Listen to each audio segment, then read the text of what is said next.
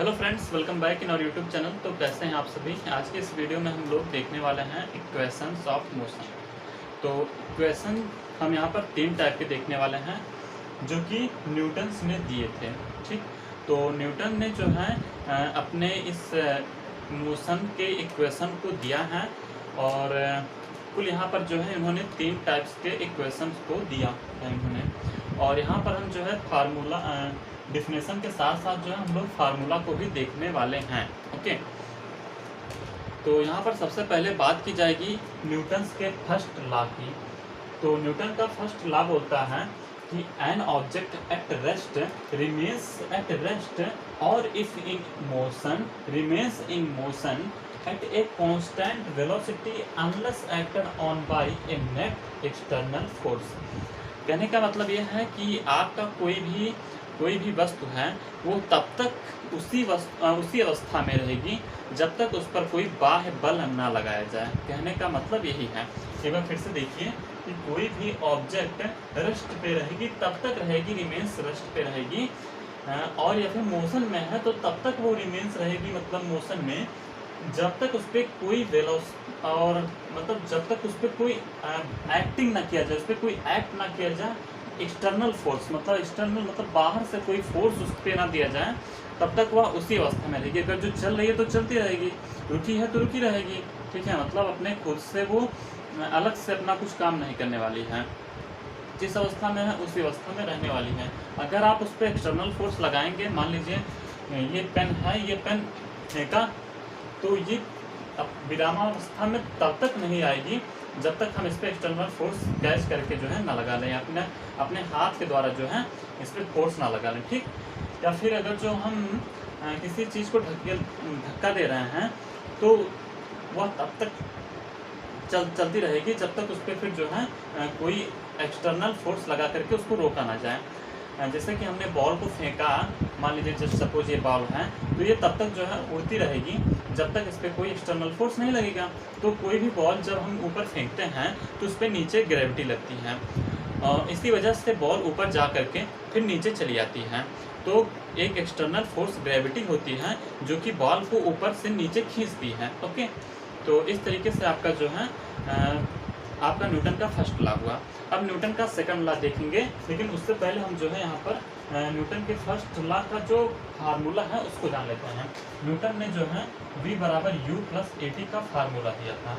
ठीक है, आप इस फार्मूले को अपने न्यूमेरिकल में यूज करेंगे। ओके, तो ये फार्मूला जो है अगर जो आपके न्यूमेरिकल में ये 4 वैल्यू यहाँ पर सभी में जितने भी फार्मूला आप देखेंगे उसमें अलग अलग 4 कांस्टेंट रहने वाले हैं यहाँ पर। ठीक है, यानी 4 पद जो है आपको मिलने वाले हैं सभी इक्वेशंस में। ओके, यहाँ पर जो है V है, U है, A है, T है। V क्या है? वेलोसिटी है, जो कि फाइनल वेलोसिटी होते हैं, और हमने इसके पहले वीडियो में जानकारी कर लिया है कि V फाइनल वेलोसिटी होती है, U इनिशियल वेलोसिटी होती है, A होता है अपना एक्सीलरेशन, त्वरण। ठीक, T होता है, सब जानते हैं, टाइम। ओके, अभी हम लोग देखने वाले हैं अपने सेकंड लॉ को जो कि न्यूटन्स ने दिया था। न्यूटन, ठीक, तो न्यूटन ने सेकंड लॉ दिया था, the rate change of momentum of a body is directly proportional to the external force applied to the body. Further, the momentum of the body happens to be in the direction where the force is exerted. Okay, कहने का मतलब ये है the rate change of momentum, यानी कि rate change मतलब दर होता है। ठीक है, तो किसी भी वस्तु जो है मतलब किसी जो मोमेंटम मतलब होता है संवेग। ठीक, तो जो संवेग होता है उसकी जो दर होती है वो डायरेक्टली प्रोपोर्शनल होती है किसी बॉडी के। ठीक है, the rate change of momentum of a body, अगर जो किसी बॉडी के जो संवेग है, जो किसी बॉडी के, मेरे बॉडी का जो संवेग है उसकी जो परिवर्तन की दर होगी, मेरे बॉडी का जो संवेग है उसके परिवर्तन की दर, ठीक है, उसके चेंजिंग की जो रेट होगी वो डायरेक्टली प्रोपोर्शनल होती है to the external force applied to the body, जो कि मतलब किसी बाहर से कोई फोर्स अप्लाई किया जाए, उसको दिया जाए उस बॉडी के ऊपर, ठीक है, तो उसके डायरेक्टली प्रोपोर्शनल होती हैं। अगर जो मेरे बॉडी में जो हमारा मोमेंटम का चेंजिंग होगा वो डायरेक्टली प्रोपोर्शनल होगा, जो कि बाहर से कोई भी व्यक्ति जो है हम पे फोर्स लगाएगा, okay, external force apply to the body, जो कि बाहर से हमारे बॉडी पे कोई फोर्स लगाएगा तो उसके डायरेक्टली प्रोपोर्शनल होगी, और जो मोमेंटम होगी बॉडी की वो उस डायरेक्शन में जाएगी जिस तरफ से जो है हमारा फोर्स दिया गया है, ओके। तो मोमेंटम का मतलब यहाँ पर एक शब्द आया है मोमेंटम, तो मोमेंटम को हम लोग समझ लेते हैं। मोमेंटम मतलब होता है संवेग, ओके। संवेग क्या होता है? पी, इसको हम पी से बोलेंगे। और संवेग का जैसे कि आप मोमेंटम मतलब नाम से ही समझ पा रहे हो, मूव करना, ठीक है, मूव करना। यहाँ पर मूव किस तरह से करेगा? कोई व्यक्ति किस तरह से मूव करता है, मैं ही मूव कर रहा हूँ, तो मैं मूव करने के लिए मुझे मेरी मास और मेरी वेलोसिटी ये दोनों काम आ रही है। मैं चल रहा हूँ तो मेरी जो चलने में जो ताकत लग रही है वो मेरे मास और वेलोसिटी के मल्टीप्लिकेशन के इक्वल है, ओके। यानी कि कोई भी व्यक्ति जब चलता है तो उसके मास, यम से मास हुआ, मास और वेलोसिटी के मल्टीप्लिकेशन को हम लोग जो है मोमेंटम बोलेंगे। अभी हम लोग जो है थर्ड लॉ को देखने वाले हैं, लेकिन इसके पहले जो न्यूटन का सेकंड लॉ है उसमें भी इन्होंने जो है एक फार्मूला दिया है, ठीक। तो ये फार्मूला देख लेते हैं। इस यहाँ पे डिस्प्लेसमेंट के बारे में बोला गया है, तो S बराबर U T plus half A T square होता है। जो डिस्प्लेसमेंट होता है वो इस फार्मूला पे डिपेंड होता है। S मतलब होगा डिस्प्लेसमेंट, ओके। एंड U हमने पहले बताया इनिशियल वेलोसिटी, टी टाइम हुआ हाफ, ए मतलब एक्सेलरेशन, टी का टाइम, ओके। तो इस तरीके से जो है आपका इसमें डिस्प्लेसमेंट के बारे में बताया गया है। डिस्प्लेसमेंट का फार्मूला निकल के आया हुआ है। पहले में वेलोसिटी का फार्मूला निकला है, दूसरे में डिस्प्लेसमेंट का फार्मूला, एंड थर्ड लॉ हम देखने वाले हैं न्यूटन का। तो न्यूटन का थर्ड लॉ बोलता है कि मैं तुम्हारे ऊपर जितना फोर्स लगाऊंगा, यानी कि मान लो जस्ट सपोज मैं तुमको मारता हूँ एक थप्पड़, और फिर जो है तुम भी मुझे एक थप्पड़ मारोगे गुस्सा होकर के, ठीक है। तो ये क्या होता है कि क्रिया प्रतिक्रिया का नियम होता है। जो भी मैं तुमको करूँगा वो तुम मुझे रिप्लाई करोगे। मैं तुमको प्यार दूंगा तो तुम मुझसे प्यार दोगे, ठीक है। मैं तुमको पढ़ाऊंगा तो तुम मुझे लाइक दोगे, ऐसे ही समझ लो। तो अगर जो यही हुआ कि ये जो है एक्शन रिएक्शन का फार्मूला है। मान के चलिए किसी बॉल को हम लिए हैं और उसको जब नीचे फेंकेंगे हम, तो वो फिर नीचे जस्ट जो है उतना ही फोर्स से वो ऊपर उठेगा, ठीक है। वो बात अलग हुई कि ग्रेविटी वगैरह की बात अलग होती है कि वो फिर जो है उतना फोर्स से नहीं आता है ग्रेविटी वगैरह लगने की वजह से। और इसको फिर हम एक विस्तार से पढ़ने वाले हैं, थोड़ा आगे जब बढ़ेंगे, अलग आगे स्टैंडर्ड में जाएंगे तो और ही बेहतरीन तरीके से इसको पढ़ने वाले हैं, ठीक है। और अभी चैप्टर हमारा काफ़ी सारा है, तो इसमें जो है आगे हम आपको बढ़िया से सारा डिटेल्स में इसको बताने वाले हैं। लेकिन अभी जो है आप ये जानिए कि न्यूटन का थर्ड लॉ यही बोलता है कि अगर आप किसी वस्तु पे जितना एक्शन देते हो, जितना आप उसको देते हो, जो भी आप क्रिया करते हो, जो भी आप उस पर एक्शन करते हो, वो आपका उतना ही रिएक्शन करता है, उतनी ही मात्रा में। आप इस किसी वस्तु पे 5 न्यूटन का बल लगाते हो तो वो भी जो है आप पे 5 न्यूटन का बल वापस करता है, ठीक है। तो इस तरीके से न्यूटन का थर्ड लॉ होता है, और ये लॉ बोलता है कि v स्क्वायर बराबर u square plus 2as, okay. तो ये फार्मूला देता है अपना न्यूटन का थर्ड लॉ, ठीक है। तो अभी आप देख पा रहे होंगे, ओके। अब जो है हम लोग इसको इरेज करने वाले हैं, और अब जो है हम लोग थोड़ा ग्राफ के बारे में पढ़ने वाले हैं।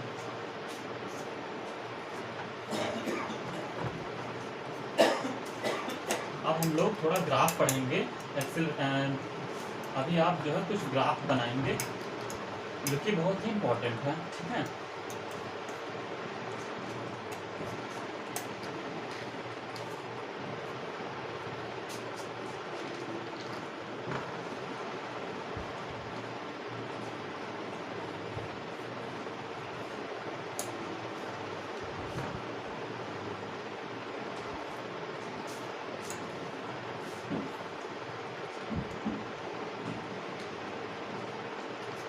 तो अब हम लोग जो है ग्राफिकल रिप्रेजेंटेशन देखने वाला है मोशन का, ठीक है।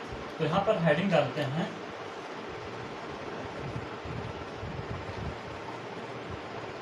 Graphical representation of motion.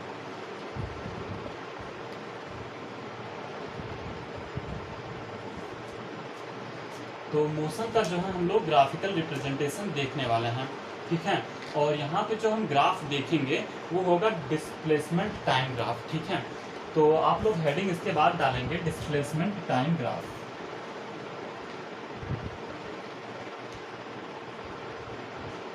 Displacement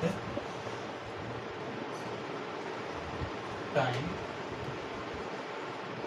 graph, ठीक है। डिस्प्लेसमेंट टाइम ग्राफ, और इसमें हम लोग जो है पार्ट वाइज करके देखने वाले हैं कि डिस्प्लेसमेंट टाइम ग्राफ में आपके कुल कितने पार्ट बनने वाले हैं। सबसे पहले जब कोई वस्तु विरामावस्था में है यानी कि रेस्ट में है, यानी कि वो बिल्कुल रुकी हुई है, तो फर्स्ट पॉइंट बनने वाला है अपना एट रेस्ट, जब कोई वस्तु रेस्ट पे हो, ठीक है। तो फिर जो डिस्प्लेसमेंट टाइम का ग्राफ बनेगा वो किस तरह से बनेगा।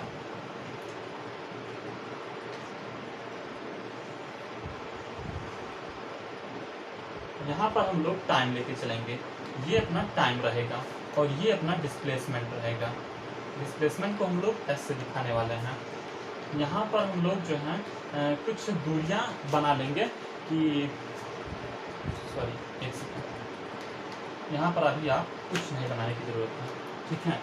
अगर कोई वस्तु रेस्ट में होती है, ठीक है, तो उसका जो डिस्प्लेसमेंट होता है, ध्यान से दिमाग एकाग्र करके सोचेगा कि अगर कोई वस्तु रुकी हुई है तो उसका डिस्प्लेसमेंट कैसा होगा। रुकी हुई है यानी कि वो बिल्कुल चल नहीं रही है, रुकी हुई है, टाइम बढ़ेगा, टाइम बढ़ा सकते हो आप, टाइम में कोई दिक्कत नहीं, आपका टाइम बढ़ सकता है, लेकिन डिस्प्लेसमेंट उसका नहीं होना चाहिए, डिस्प्लेसमेंट नहीं करना चाहिए बिल्कुल। मान लीजिए आपकी वस्तु यहाँ पे है, ये एस है, यहाँ पर ये जो भी रिप्रेजेंटेशन ऊपर की तरफ होगा वो डिस्प्लेसमेंट में होगा, यानी आपका ग्राफ ऊपर नहीं जा सकता, ना ही नीचे जा रहा है। आपका ग्राफ ही डिस्प्लेसमेंट बिल्कुल नहीं कर रहा है। अगर जो ऊपर नीचे गया तब तो यानी कि यहाँ पर एस पे प्रभावित हो रहा है, तब तो डिस्प्लेसमेंट हो रहा है। आप डिस्प्लेसमेंट ऊपर नीचे बिल्कुल नहीं कर सकते हैं। टाइम भले से बढ़ सकता है, आपका टाइम बढ़ सकता है, कितना भी टाइम रहे यहाँ पर, इतना यहाँ पर कुछ भी जा सकता है। तो इस तरीके से आप मान लीजिए आपकी गाड़ी यहाँ पर है, तो आपकी गाड़ी यहाँ पर है तो यहीं पर रहेगी, टाइम भले से बढ़ता चला गया, टाइम मान लीजिए 5 सेकंड, 10 सेकंड, 20 सेकंड, 25 सेकंड बढ़ता चला गया, कोई दिक्कत नहीं है, बढ़ाते चले जाओ कितना भी टाइम हो जाए आपका, लेकिन आपकी गाड़ी ऊपर बिल्कुल मतलब आगे नहीं जाने वाली है, ठीक है। मतलब डिस्प्लेसमेंट नहीं होने वाला है, ऊपर डिस्प्लेसमेंट है, ठीक है। डिस्प्लेसमेंट नहीं होगी, बल्कि टाइम आपका कितना भी बढ़ जाए, आपकी गाड़ी कहीं भी है, टाइम कितना भी बढ़ा लो, गाड़ी वहीं की वहीं रहेगी, ठीक है। तो अभी हमारा कंसेप्ट क्लियर हो गया है एट रेस्ट पे, इसका जो है डिस्प्लेसमेंट टाइम ग्राफ का एट रेस्ट पे जो है अपना कंसेप्ट क्लियर हो गया है, ठीक है। और अब हम लोग यूनिफॉर्म मोशन का भी जो है ग्राफ देखने वाले हैं। यूनिफॉर्म मोशन क्या होता है, यूनिफॉर्म मोशन आपने पढ़ा होगा। यूनिफॉर्म मोशन किसे कहते हैं, तो यूनिफॉर्म मोशन हमने बताया था कि टाइम आपका कितना भी, टाइम में कोई दिक्कत नहीं है, टाइम चलता है, लेकिन जो आप मोशन कर रहे हो, जो आप गति कर रहे हो, वो एक निश्चित होना चाहिए, टाइम के अकॉर्डिंग जो है एक रेशियो में चलना चाहिए आपकी जो है गति। यानी कि अगर जो आप 5 मिनट में 10 मीटर की दूरी तय कर रहे हैं, तो अगले 5 मिनट में फिर जो है आप 10 से 20 मीटर की, फिर जो है अगले 5 मिनट में 20 से 30 की करेंगे। यानी कि टाइम के अकॉर्डिंग जो है आप एक रेशियो में रहेंगे, आप रेशियो से बढ़ चढ़ नहीं सकते, यानी कि आप एक डिसिप्लिन में क्या बोल रहे हैं, डिसिप्लिन में जो है आप चल रहे हैं, ठीक है। तो डिसिप्लिन में मोशन होता है, यूनिफॉर्म मोशन बोले तो डिसिप्लिन मोशन, ठीक है। हम अब अगला पार्ट देखने वाले हैं बी, यूनिफॉर्म मोशन, जिसे हमने कहा है डिसिप्लिन मोशन। डिसिप्लिन मोशन नहीं होता, ये हमने आपको समझने के लिए बताया है, यूनिफॉर्म मोशन, ठीक। अब हम लोग देखने वाले हैं uniform motion. Uniform motion, uniform motion में हमने बताया है आपसे कि यूनिफॉर्म मोशन होता है कि आपका टाइम बढ़ा सकते हैं आप, ठीक। लेकिन आप जो मोशन करेंगे वो टाइम के अकॉर्डिंग ही करेंगे। मान लीजिए यहाँ पर 5 सेकंड है, 10 सेकंड है, यहाँ पर आपका 20 सेकंड है, 30 सेकंड है, और यहाँ पर आप जो है 10 मीटर की दूरी तय कर रहे हैं, 20 मीटर की दूरी, 30 मीटर वाली, ठीक 40 मीटर वाली। तो ये जो ग्राफ बनेगा ना, हमने बोला है ना कि आप टाइम के बिल्कुल रिस्पेक्ट में चलेंगे। यानी अगर जो 5 सेकंड में 10, जस्ट सपोज कि 5 सेकंड में हम 10 मीटर की दूरी तय कर रहे हैं, तो अगले 10 सेकंड में आप जो है 20 मीटर की दूरी तय करना पड़ेगा। आप जो है एक रिस्पेक्ट में चलेंगे टाइम के, ठीक है। अगले फिर जो है 20 सेकंड में आप जो है फिर 30 मीटर की दूरी तय करेंगे, यानी कि एक रिस्पेक्ट, टाइम के रिस्पेक्ट में चलना है, ठीक। तो जो ग्राफ बन के निकलेगा आपका, वो एक लीनियर लाइन होगा। आप जो है किसी भी टाइम पे चलिए, मान लीजिए 10 और 5 बीच में, यहाँ पर हम 15 सेकंड ले लें, ठीक है। और जस्ट सपोज आप करो यहाँ पर हम मान लीजिए 5 सेकंड ले रहे हैं। तो इसी प्रकार जो है आप 5 से अगर जो 15 लिए हैं, तो यहाँ पर आप जो है सॉरी, आप यहाँ पे 5 से 10 के बीच में लिए हैं, तो 5 से 10 के बीच में तो हो ही नहीं पाएगा। यहाँ पर आप 5, 20 इसके बीच में लिए हैं, तो आपको यहाँ पर भी जो है बीच में लेना पड़ेगा, और फिर इसके बीच में लेना पड़ेगा, ठीक है। यानी आप जो है बिल्कुल एक लीनियर मोशन आपको करना है, ठीक है। तो आप डिसिप्लिन में रहेंगे, जितना आप सेकंड चल रहे हैं, जिस सेकंड से चल रहे हैं उसी मीटर के हिसाब से आपको चलना पड़ेगा। तो कुल मिला के आप किसी भी तरीके से चलेंगे, अगर जो आप डिसिप्लिन होकर चल रहे हैं, टाइम और दूरी को अपने रेशियो में लेके चल रहे हैं, तो आपका जो मोशन बनने वाला है यूनिफॉर्म मोशन बनने वाला है, एंड आप जो है एक लीनियर लाइन को पाएंगे। ओके, तो अभी बेहतर तरीके से कंसेप्ट क्लियर हो गया होगा यूनिफॉर्म मोशन का। तो अभी तक हमने जो है यूनिफॉर्म मोशन का ग्राफ देख लिया है।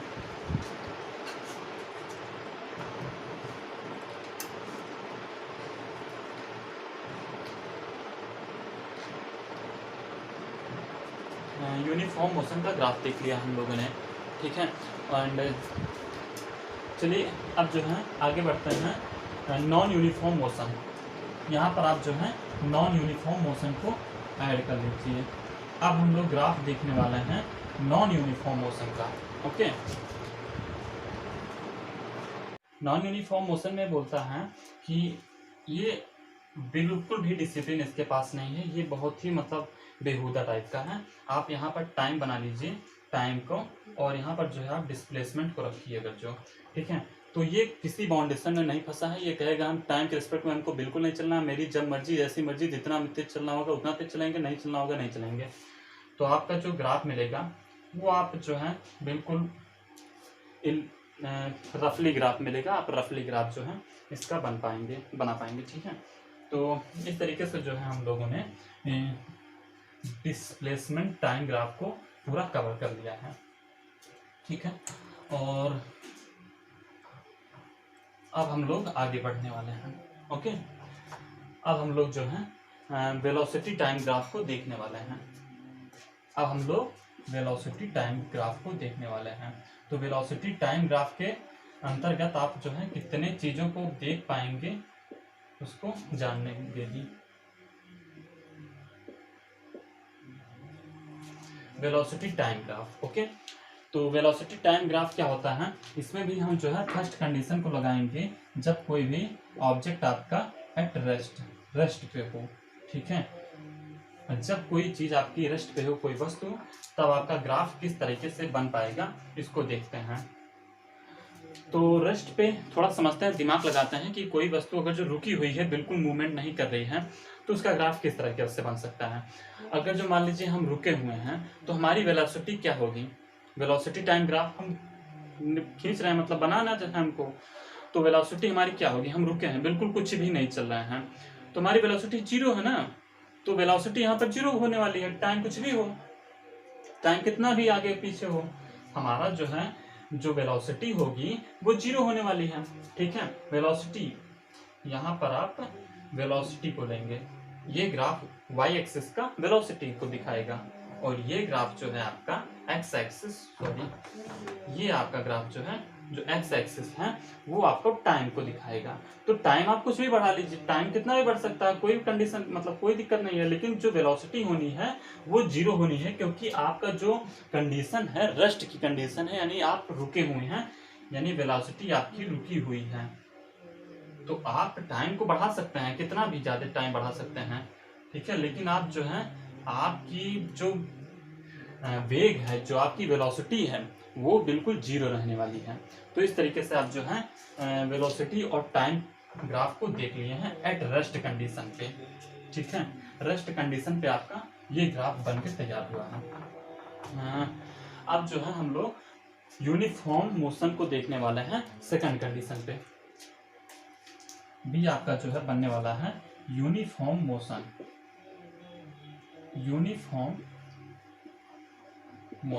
यूनिफॉर्म मोशन का ग्राफ किस तरीके से ड्रा होगा, चलिए देखते हैं इसको। आपका यूनिफॉर्म मोशन, आप एक समान चाल से चल रहे हैं, ठीक है। आपकी जो वेलोसिटी है, आप जो मूवमेंट, आप जो चल रहे हैं वो बिल्कुल यूनिफॉर्म है। यूनिफॉर्म बोले तो टाइम तो चल ही सकेगा, कोई दिक्कत नहीं, आपका टाइम चलेगा ही चलेगा, लेकिन जो यहाँ पर आपका जो मूवमेंट है, ठीक है, जो डिस्प्लेसमेंट है, मोशन, यहाँ पर जो आपका डिस्प्लेसमेंट होने वाला है वो इस तरीके से y एक्सिस पे होने वाला है, टाइम आपका x एक्सिस पे होने वाला है, ठीक है। यानी कि आप जब भी चलेंगे टाइम तो बढ़ेगा, लेकिन हमारा यूनिफॉर्म मोशन कहता है कि टाइम के रिस्पेक्ट में जो है आपकी जो डिस्प्लेसमेंट आपकी जो होगी, जो भी आप डिस्प्लेसमेंट करेंगे वो यूनिफॉर्म होना चाहिए, टाइम के रिस्पेक्ट में होना चाहिए। यानी कि मान लीजिए आप टाइम इतना बढ़ाएं, ठीक है, टाइम जिस तरीके से बढ़ाएंगे उस तरीके से डिस्प्लेसमेंट होने वाली है, तो बिल्कुल एक यूनिफॉर्म तरीके से चलेगी, यानी कि एक लीनियर में आपका ये जो है लाइन आपको ड्रा मिलेगा, ठीक है। यानी जिस तरीके से टाइम बढ़ेगा, जितना टाइम बढ़ेगा उतना ही आपका जो है डिस्प्लेसमेंट बढ़ेगा, उतना ही डिस्प्लेसमेंट बढ़ने वाला है, ठीक।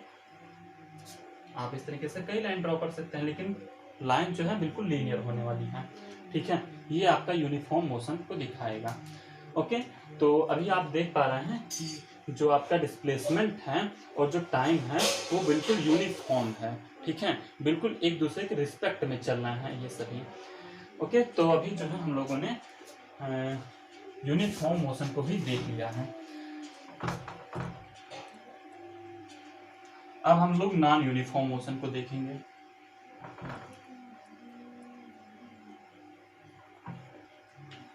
नॉन यूनिफॉर्म मोशन,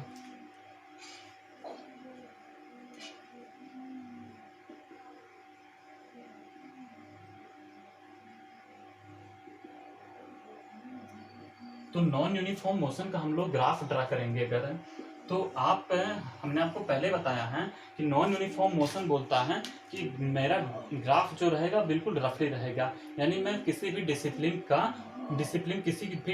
का ओबे नहीं करूंगा मैं, ठीक है। यानी कि आपका ग्राफ जो है बिल्कुल रफली बनने वाला है, ये किसी भी डिसिप्लिन का पालन नहीं करेगा।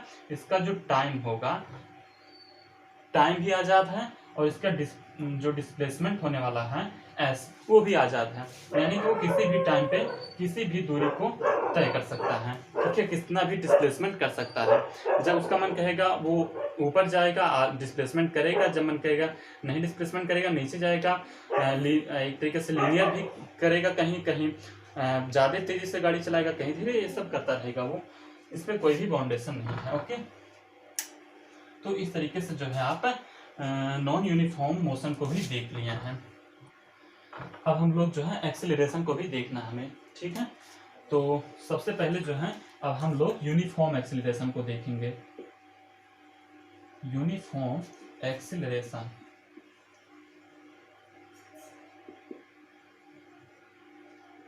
यूनिफॉर्म एक्सेलरेशन, हमारा जो एक्सेलरेशन होने वाला है, जो त्वरण होगा वो यूनिफॉर्म होगा। यानी कि आप जो यहाँ पर ग्राफ ड्रा करेंगे वो किस तरीके से बनेगा, जरा सोचिए। आप जो ग्राफ ड्रा करने वाले हैं यूनिफॉर्म, अच्छा, एक्सेलरेशन हमने बताया है वेलोसिटी के डिफरेंस, मतलब वेलोसिटी जो है changing in velocity per unit time, ठीक है। तो टाइम के रिस्पेक्ट में आपका जो टाइम के रिस्पेक्ट में जो भी आपके वेलोसिटी में चेंजिंग आएंगी वही जो है आपका एक्सेलरेशन का ग्राफ बनेगा। तो देखते हैं आपकी चेंजिंग किस प्रकार से आनी है। यूनिफॉर्म एक्सेलरेशन है, यानी कि गाड़ी आपकी ऊपर जाएगी, ठीक है, बिल्कुल नीचे नहीं लाना है, यानी ग्राफ को आपको कुछ ऊपर ही बनाते हुए लेके चलना है। लीनियर टाइप का रहेगा लेकिन ग्राफ आपका ऊपर जाएगा, ठीक है। आपका ग्राफ कहीं से भी जाए ऊपर जाएगा, नीचे बिल्कुल नहीं आने वाला है। बिल्कुल भी गलती ना कीजिएगा, ग्राफ को किसी भी तरीके से नीचे मत लाइएगा, ओके। तो ये आपका हुआ यूनिफॉर्म एक्सेलरेशन। अब हम लोग देखने वाले हैं non uniform acceleration. Non uniform acceleration. Non uniform acceleration क्या बोलता है कि आप यहाँ पर ग्राफ ड्रा करिए। नॉन यूनिफॉर्म में बोले हैं कि एक्सेलरेशन तो होगा और इसमें नीचे भी नहीं जाना है, लेकिन नॉन यूनिफॉर्म है, यानी कि ये रफली जाएगा लेकिन ऊपर ही जाएगा, ठीक है। यानी कि निरंतर ऊपर ही बढ़ता जाएगा, ऊपर ही बढ़ता जाना है इसको, नीचे बिल्कुल भी नहीं आना है इसको, ओके। तो ये नॉन यूनिफॉर्म मोशन हुआ और ये भी जो है वेलोसिटी के रिस्पेक्ट में, वेलोसिटी और टाइम के रिस्पेक्ट में जो है ये चलेगा। तो ये अपना हुआ नॉन यूनिफॉर्म एक्सेलरेशन। अभी हम लोग जो है इसके बाद में रिटार्डेशन को देखने वाले हैं। तो रिटार्डेशन आपने शायद नाम पहली बार सुना हो। तो रिटार्डेशन के बारे में बता दें कि वेलोसिटी जो डिक्रीज होती है वही रिटार्डेशन होती है। तो वेलोसिटी की जो डिक्रीजिंग होता है, मतलब वेलोसिटी अगर जो कम नीचे आ रही है तो वो आपका रिटार्डेशन होता है। तो रिटार्डेशन में भी आपका जो है एक होगा यूनिफॉर्म रिटार्डेशन,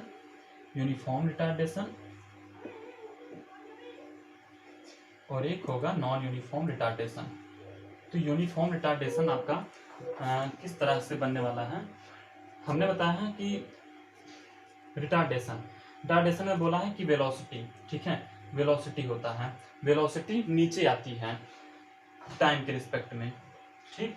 तो टाइम आपका कितना भी बढ़े लेकिन आप जो वेलोसिटी होगी वो आपकी नीचे आएगी, ठीक है। तो किसी भी पॉइंट पे जो है आप नीचे लेके आएंगे, इस तरीके से यहाँ पे आप नीचे लेके आएंगे, मतलब आपकी जो ग्राफ होने वाली है वो नीचे आने वाली है, यानी वेलोसिटी आपकी नीचे आने वाली है। तो वेलोसिटी यहाँ पर ऊपर से नीचे आएगी।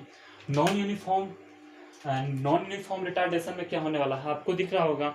नॉन यूनिफॉर्म रिटार्डेशन में क्या होता है, ये नीचे आएगी, नीचे तो आएगी। नॉन यूनिफॉर्म रिटार्डेशन में क्या होगा, अगर जो यहाँ पर हम नॉन ऐड कर दें, नॉन को ऐड कर दें, नॉन यूनिफॉर्म रिटार्डेशन, तो यहाँ पर तो ग्राफ तो नीचे आने वाली है, ग्राफ नीचे आएगी, लेकिन ये बिल्कुल जो है ये जिग जैग करते हुए अपनाएगी। कोई भी टाइम और वेलोसिटी में यूनिफॉर्म आपको नहीं दिखेगा। बिना यूनिफॉर्म के नॉन यूनिफॉर्म तरीके से ये नीचे आएगी, लेकिन नॉन यूनिफॉर्म तरीके से, ठीक है। और इस तरीके से आपको जो है ये सारे कंसेप्ट अभी आपके वेलोसिटी टाइम ग्राफ के कंप्लीट हो गए होंगे और आपको आई होप कि समझ में आ गया होगा, ठीक है। तो अब हम लोग जो है कुछ कैलकुलेशन करेंगे, ग्राफ का कैलकुलेशन रहेगा। आप ग्राफ के थ्रू जो है वेलोसिटी, एक्सेलरेशन और डिस्टेंस वगैरह को, डिस्प्लेसमेंट वगैरह को निकालेंगे, ठीक है। तो यहाँ पर जो है आप हेडिंग डालेंगे कैलकुलेशन ऑफ, बस वीडियो जो है अब यहाँ पर बंद ही होने वाली है, बस थोड़ा सा यही एक हेडिंग है, वेलोसिटी, एक्सेलरेशन एंड वेलोसिटी को देखना है, एक्सेलरेशन को देखना है, डिस्टेंस और डिस्प्लेसमेंट को देखना है। डिस्टेंस और डिस्प्लेसमेंट को भी हम लोग जो है इसी में देख लेंगे। डिस्प्लेसमेंट, ठीक है। तो कैलकुलेशन करना है हम लोगों को वेलोसिटी, एक्सेलरेशन, डिस्टेंस, डिस्प्लेसमेंट का, वो भी ग्राफ से, ठीक है, बाई ग्राफ। यहाँ पर आप ऐड कर सकते हैं बाई ग्राफ। तो ग्राफ के थ्रू आपको जो है ये सभी कैलकुलेट करने हैं। तो आपकी इनके ग्राफ किस तरीके से बनने वाले हैं, सबसे पहले जो है आप वेलोसिटी का निकालिए, ठीक है। तो यहाँ पर हेडिंग डाल देते हैं हम लोग वेलोसिटी। आप लोग अभी जो है वेलोसिटी का कैलकुलेशन करने वाले हैं। वेलोसिटी बोले तो इस तरीके से आप जो है सबसे नीचे तो आपका टाइम रहेगा, आप जो है टाइम को सबसे नीचे रखेंगे, ठीक। और ऊपर जो है वेलोसिटी में क्या होता है, हमने बताया था वेलोसिटी जो होती है आप डिस्प्लेसमेंट के टेस्ट में होती है। लोग जो है वेलोसिटी के बारे में देख रहे हैं और वेलोसिटी का ग्राफ बनाने वाले हैं। तो वेलोसिटी का ग्राफ आप जो है किस तरीके से बनाएंगे, तो वेलोसिटी के ग्राफ में आप जो है यहाँ पर टाइम के साथ साथ जो है डिस्प्लेसमेंट का यूज करने वाले हैं। डिस्प्लेसमेंट ही क्यों, तो जैसे कि आपने वेलोसिटी का डिफिनेशन पढ़ा होगा, इसका फार्मूला पढ़ा होंगे आपने कि वेलोसिटी होता है डिस्प्लेसमेंट अपॉन टाइम, ठीक है। तो डिस्प्लेसमेंट होता है टाइम के रिस्पेक्ट में। तो इसी प्रकार से आप जो है वेलोसिटी को देखेंगे डिस्प्लेसमेंट और टाइम के रिस्पेक्ट में, ओके। तो इस तरीके से जो आपका ग्राफ बनेगा वेलोसिटी का टाइम के रिस्पेक्ट में, वो किस तरह से बनने वाला है, यहाँ पर ये थोड़ा ध्यान देने योग्य बात है। आपका जो ग्राफ बनेगा वो एक यूनिफॉर्म, यहाँ पर सभी जो ग्राफ बनेंगे वो सभी यूनिफॉर्म है, क्योंकि आपके सिलेबस में यूनिफॉर्म मोशन के बारे में ही आपको डिस्कस आगे करने को मिलेगा, ठीक है। तो आपका जो ये ग्राफ बनेगा वो यूनिफॉर्म इस तरीके से रहेगा। अब ये आपका ग्राफ बना है, अब हम इसको यहाँ नीचे मिला देते हैं, ठीक है। यहाँ पर एक लाइन हम ड्रॉ कर देते हैं नीचे इसको मिलाने के लिए, और ये जो है इसको हम बेस इसका तैयार कर लेते हैं कि ये इस बेस पे है, ठीक है। अभी इसका बेस तैयार हो चुका है, अब हम इसको नाम देते हैं O, और ये हो गया अपना A, ये हो गया B, ये हो गया जस्ट सपोज C, एंड ये होता है अपना D, ठीक है। तो अभी हमको जो है वेलोसिटी निकालना है, ठीक है। तो आप वेलोसिटी किस तरीके से निकाल सकते हैं, अगर जो आपको वेलोसिटी की यहाँ पर कैलकुलेशन करनी है तो आप वेलोसिटी आपका निकलेगा स्लोप आपको निकालना पड़ेगा इस ग्राफ का स्लोप, ठीक है। स्लोप ऑफ आपका ग्राफ कैसा है, डिस्प्लेसमेंट टाइम का ग्राफ है, तो डिस्प्लेसमेंट टाइम का स्लोप ऑफ एसटी ग्राफ, ठीक है। यानी कि आप जो है एसटी ग्राफ के स्लोप से जो है वेलोसिटी को निकाल पाएंगे। अब इस एसटी ग्राफ का स्लोप क्या रहेगा, तो जो स्लोप होता है वो हाइट अपान बेस होता है। आप स्लोप का फार्मूला लिखिए, हाइट अपान बेस, ठीक है। तो आपका यहाँ पर हाइट क्या है, हाइट है यहाँ पर आपका BC, ठीक है। इस यहाँ से ये जो है BC आपका हाइट है एंड BD आपका जो है बेस है, ठीक है। तो ये आपका जो है स्लोप निकलने वाला है BC अपान BD, और यही जो है आपकी वेलोसिटी निकल के आई है। तो इस तरीके से हमने वेलोसिटी देख लिया है। अब नेक्स्ट हमको देखना है एक्सीलरेशन, ठीक है। तो यहाँ पर हम इरेज करके जो है अब आपको एक्सीलरेशन बताने वाले हैं।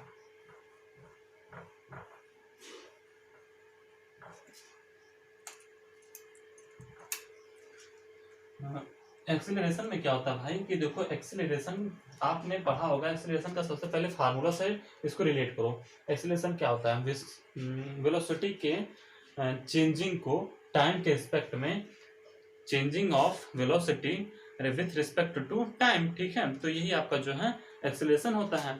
तो यानी कि आप समझ पा रहे गए होंगे कि जो हमारा ग्राफ बनने वाला है वो तो टाइम के रिस्पेक्ट में रहेगा, लेकिन यहाँ पे जो है अपना वेलोसिटी के रिस्पेक्ट में चलने वाला है। वेलोसिटी और टाइम के रिस्पेक्ट में आपका ग्राफ बनने वाला है, ठीक है। तो जस्ट उसी तरीके से हम यहाँ से एक यूनिफॉर्म ग्राफ को ड्रा करेंगे। इसका बेस बना लेते हैं, ये है इसका बेस और ये है इसकी हाइट, ठीक है। तो उसी तरीके से रहेगा, यहाँ पर भी हम जो है उसी तरीके से नामकरण कर देते हैं, इसको डिफाइन कर देते हैं। OA हो गया, B हो गया, C हो गया, ये अपना D मान लेते हैं। अब ये जो आपका ग्राफ बन रहा है वो ग्राफ कैसा बन रहा है, VT ग्राफ बन रहा है, VT ग्राफ है ये, ठीक है। यानी कि आप जब एक्सीलरेशन निकालेंगे, क्या निकालेंगे, एक्सीलरेशन, जब आप एक्सीलरेशन निकालेंगे तब आप VT ग्राफ को यूज करेंगे, वेलोसिटी टाइम ग्राफ को, एक्सीलरेशन जब निकालेंगे आप। अच्छा, अब इसमें भी जो है आपका स्लोप लेना पड़ेगा, slope of VT graph. Slope of VT graph क्या होगा, हम यहाँ पर शॉर्ट में लिख दे रहे हैं डायरेक्ट, हाइट अपॉन बेस। यहाँ भी जस्ट वही फार्मूला लगने वाला है, हाइट अपॉन बेस, बस बस जो है इसमें डिफरेंस क्या है, वहाँ पर एसटी ग्राफ था, डिस्प्लेसमेंट टाइम ग्राफ था, यहाँ पर वेलोसिटी टाइम ग्राफ है। ठीक है, जस्ट आप यहीं पर BC अपान ये आपका हाइट हो गया, स्लोप ऑफ है, मैंने बताया ना कि किसी चीज का स्लोप क्या होता है, हाइट अपॉन बेस, तो BC आपका हाइट हो गया एंड BD आपका जो है क्या हो गया, बेस हो गया। तो हाइट अपॉन बेस ये आपका फार्मूला निकल के आ गया है एक्सेलरेशन का। अब बचा है आपका डिस्टेंस एंड डिस्प्लेसमेंट, तो इसको भी हम जल्दी से कवर कर लेते हैं। डिस्टेंस डिस्प्लेसमेंट में क्या होगा आपका कि पूरी दूरी को आप और पूरे विस्थापन को सब इसमें पूरा कवर करना पड़ेगा। ठीक है, यानी आपका थोड़ा इससे थोड़ा सा चेंज रहेगा, उसके बाद में फिर सर्कुलर मोशन पे चलेंगे, उसके बाद में अपना पूरा खत्म हो जाएगा। ठीक है, तो यहाँ पर हम बात करने वाले हैं डिस्प्लेसमेंट के बारे में। तो एक सेकंड थोड़ा सा,